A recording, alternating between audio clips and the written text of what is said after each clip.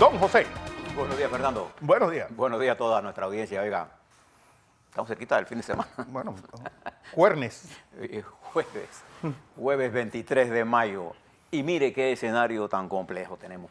Usted sabe, Fernando, que Bonnie and Clyde, yo siempre los he visto como una representación más que ganteril, porque eran gantes, Sí, pero no eran de que la mafia, ¿no? Eran dos ciudadanos norteamericanos que le dio por robar, pero se convirtieron como una especie de héroe y heroína de las pobres. Y tú sabes que dentro de la investigación que se hace posteriormente, Bonnie nunca portó un arma.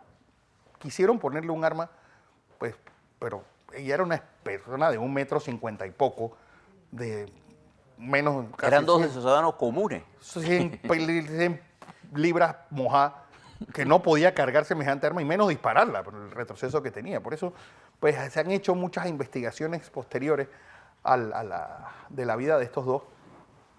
Y, bueno, hay conclusiones divididas, ¿no? Bien. Todos los hechos de la historia siempre tienen esta... sobre todo hechos recientes, que no es que tampoco es una historia... Estamos hablando de 80 y muchos años. No muchos años. En la vida hay tantas cosas. Sí. Bueno, fíjese dónde estamos parados a nivel mundial y los efectos que esto va a tener en nosotros. Y le voy a usar un ejemplo antes de ir al desarrollo de lo que es la noticia central en el mundo en este momento. La guerra económica que está planteada. Esa es la palabra que uso. No, ya no lo limito al plano comercial. La guerra económica planteada. Voy a usar un ejemplo para que usted mire y haga las análisis correspondientes de cómo eso nos va a afectar a nosotros en Panamá. Voy a coger Argentina. De acuerdo a las estimaciones que se tienen del Instituto de Estadística de Argentina, el crecimiento económico de marzo del año 19, comparado con el crecimiento económico de marzo del 18, el periodo de ese año, Argentina cayó en su crecimiento en menos 6.4. Wow. Una caída vertiginosa más allá de lo previsto. En un año, menos 6.4. Todavía este menos 6.4 no mide el efecto que tienen las sanciones que puso el presidente con los aranceles a China Popular. No mide esto, y ahora se lo explico por qué es lo que significa eso. Esto a pesar que el presidente Macri ha implementado un grupo de reformas económicas y financieras que son indispensables.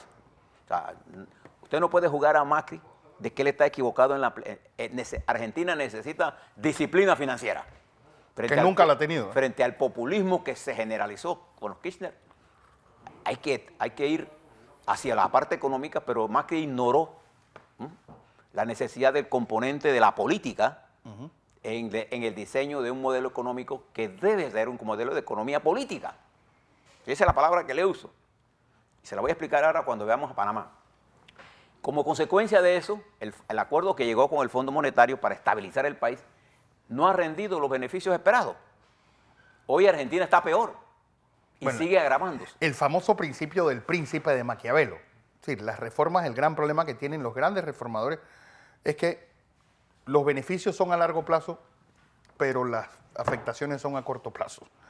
Sí, es como decía. Lo sientes inmediatamente los perjuicios. Sí, uno siempre tiene que mirar en el largo plazo y en el corto plazo, porque quien que no pone la olla los 3 golpes, no tiene asegurado los 3 golpes, los 3 al día, puede pensar en el largo plazo. Para él el largo plazo es el hoy. Mañana. No hay cosa de largo plazo. Bien. Esto en Argentina, fíjese la complicación que va a tener ahora. Esto es en marzo de este año. Pero Argentina se ve ahora más golpeada por lo que está pasando en esta guerra económica. Con la imposición de aranceles por parte de los Estados Unidos, del gobierno del presidente Trump, la soya ha caído vertiginosamente de precio. La soya representa para Argentina una de las joyas de la exportación. Lo que el canal representa para nosotros. Mucho más, en términos proporcionales. Con la caída del precio de la soya, en este momento, Argentina estaría perdiendo 1.500 millones de aporte de la exportación a los fondos del Estado. Wow. Mire, y se calcula que esta guerra comercial y económica durará por lo menos un año sus efectos. Los agricultores norteamericanos se quejan de la caída vertiginosa del precio de la soya. Como consecuencia, el valor de la soya en el mercado Está en el suelo. Está en el piso. Está en el piso.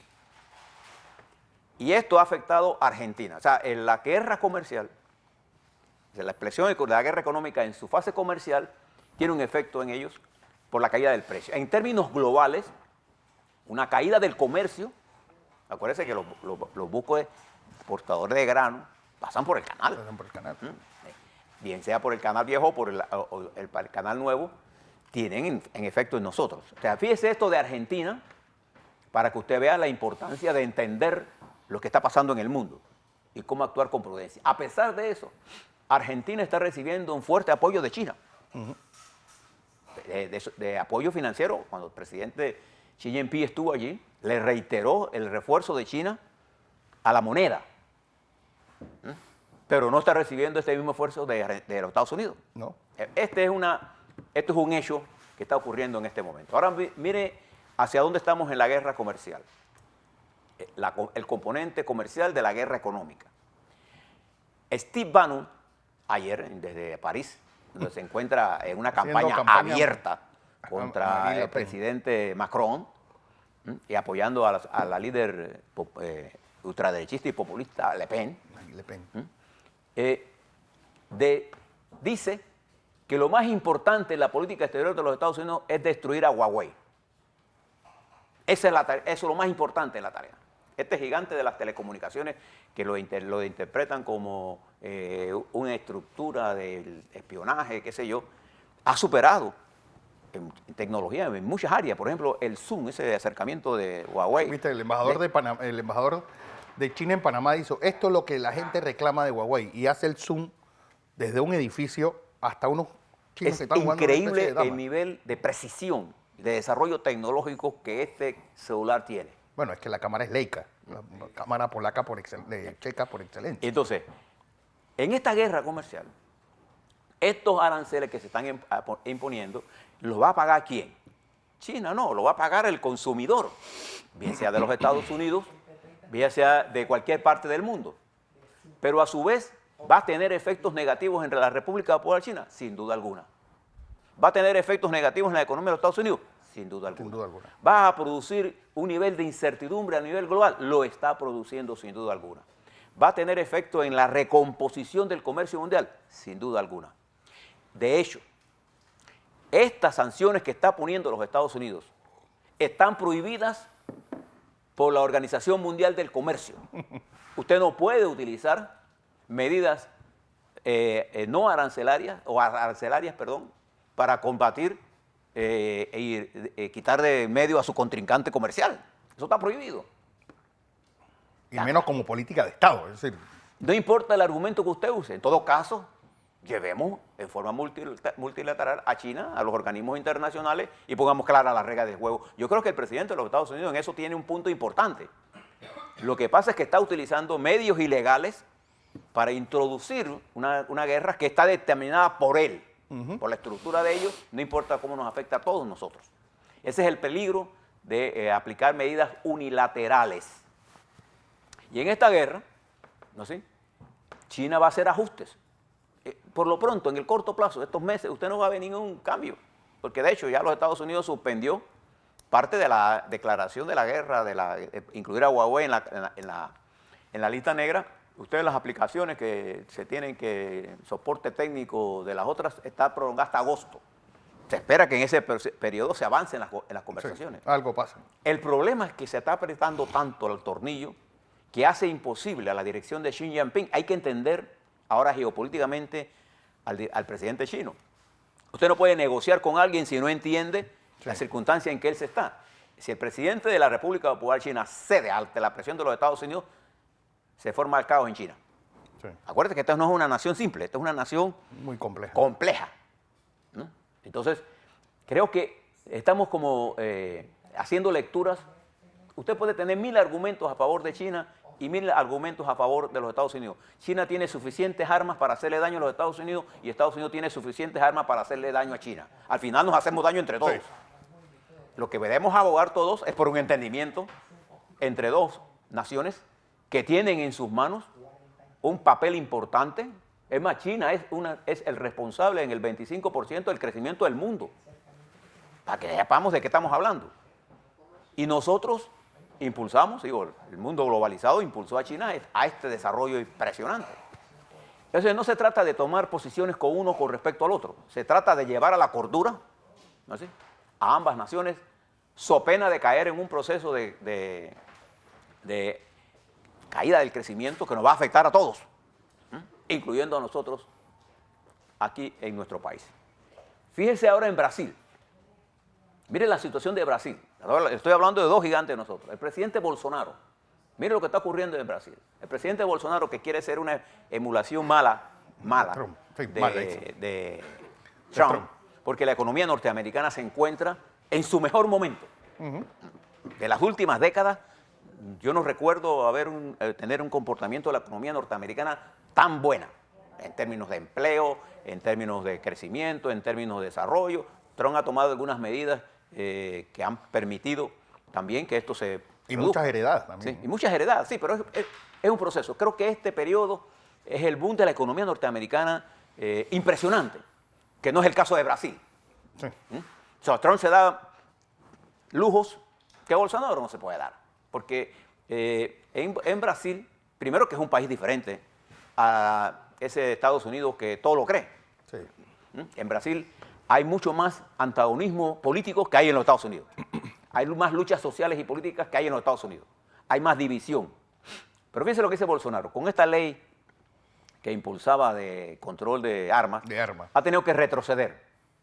Ya no hay, porque recuerda que lo instruyó a fusiles. Bueno, ahora quitó los fusiles. Y ha creado tal nivel de confusión en las fuerzas internas que en su propio partido ya no saben en qué creer del señor Bolsonaro. Un día dice una cosa, mañana dice otra. Y fíjese el peligro de lo que va a pasar este domingo. Han llamado a una manifestación de movilización a favor de Bolsonaro. 54 millones de personas votaron con Bolsonaro hace apenas unos 4 meses. Yo me pregunto políticamente, desde la distancia panameña a Brasil, ¿qué sentido tiene para Bolsonaro llamar a una manifestación en este momento, a 4 meses de su gestión? ¿Qué va a probar? Primero que cuando tú tienes tus fuerzas propias divididas, vas a fracasar en la movilización. Y hace unas semanas, decenas de miles de personas se movilizaron por la educación en contra de Bolsonaro. Si él tiene una movilización débil, y todo parece indicar que será, va a perder credibilidad política. Él no controla el Senado, el legislativo de su país. Él tiene que llegar a acuerdos. Pero en ese lenguaje de simplismo y de radicalismo y de bullying, queriendo imitar al presidente Trump, que de hecho tiene mucho más conocimientos que él, porque Trump, independientemente de que usted esté a favor o en contra de Trump es un hombre que conoce de negocios. Este es un militar, imagínate. Este es un militar que blanco y en el negro mundo todo. de la economía, si usted lo compara con Trump, hay una torre. Este está así. No estoy hablando despreciativamente, sino que desde el punto de vista de conocimiento, el presidente de los Estados Unidos, en materia de estas medidas, ha vivido como empresario grande que es de los Estados Unidos. Entonces creo que Brasil se encuentra en una posición complicada. Mire ahora lo que pasa en Colombia. Producto de la crisis de Venezuela, el canciller colombiano tiene que reconocer que la economía colombiana se ha visto afectada por la caída de Venezuela, por las restricciones que hay en la frontera, porque Venezuela es un comprador neto de productos colombianos y un país que aporta monetariamente flujos positivos en Colombia. Y al reducirse eso sustancialmente, toda esa región del Cúcuta se ve más afectada de lo que ya está. De lo que ya está. Y fíjense lo que pasa ahora en Venezuela, con todo este problema. Usted recuerda que hace unas semanas, en ese golpe, que yo les dije que era un golpe que era una aventura. Bueno, hay un artículo que aparece hoy en el New York Times, en donde Juan Guaidó hace unas declaraciones donde reconoce el error de esta maniobra que se hizo, la subestimación que hizo de lo que estaba pasando en Venezuela y el precio que la oposición ha tenido que pagar. Han tenido que reducir de las 40 personas que estaban con él, dirigentes. La mayoría de ellos está huyendo o están en embajadas. Y él mismo anda de casa de seguridad en casa de seguridad porque hizo un movimiento más allá de la velocidad con que el carro de la oposición estaba marchando. Y El quedó 30 de abril. sí, Colgado de la brocha. colgado de la brocha, porque la intervención militar de los Estados Unidos es una cosa que no depende ni de ningún venezolano, depende de los intereses estratégicos de los Estados Unidos. Y no está en el tapete en este momento, todavía. Entonces, Venezuela sometida a eso, nos pone a nosotros, la región en general, en un bajo crecimiento. ¿Eso qué tiene que ver con nosotros? Bueno, que nosotros somos proveedores de servicios y de mercancías de esos países. Sí. Y siempre que la Sudamérica cae, nosotros caemos. Y más Venezuela. Venezuela que era, pues, Y observe una esto. de las potencias económicas del área. Observe esto. En Europa, Gran Bretaña, ¿se acuerda que le dije? Bueno, la señora May ayer recibió un golpe casi mortal. Renuncia a una de sus principales aseguradoras, la ministra encargada de las relaciones con el Parlamento, y dice que la propuesta, ella es del partido de la señora May, que la propuesta de ella para el Brexit es casi imposible de ejecutar. Y la deja sola. Oh, La señora May está casi prácticamente liquidada como dirigente política. De hecho, hoy debía haber una votación y se canceló, porque de lo contrario, a la señora May es cuestión de días que renuncie. Es más, hay apuestas en Londres de cuándo será. ¿Cuánto tiempo No demorará? es que debe renunciar o no, hay apuestas cuándo va a ser. Sí. Si hoy, el fin de semana. Es más, hay cadenas nacionales ya transmitiendo desde el número 10 de Downing Downing Street para saber a qué hora se anuncia la salida de Theresa May. de esta. Y ahora súmele los conflictos en el Mediano Oriente, el lenguaje de confrontación de Irán con los Estados Unidos, los problemas de Siria. Se anunció que había uso de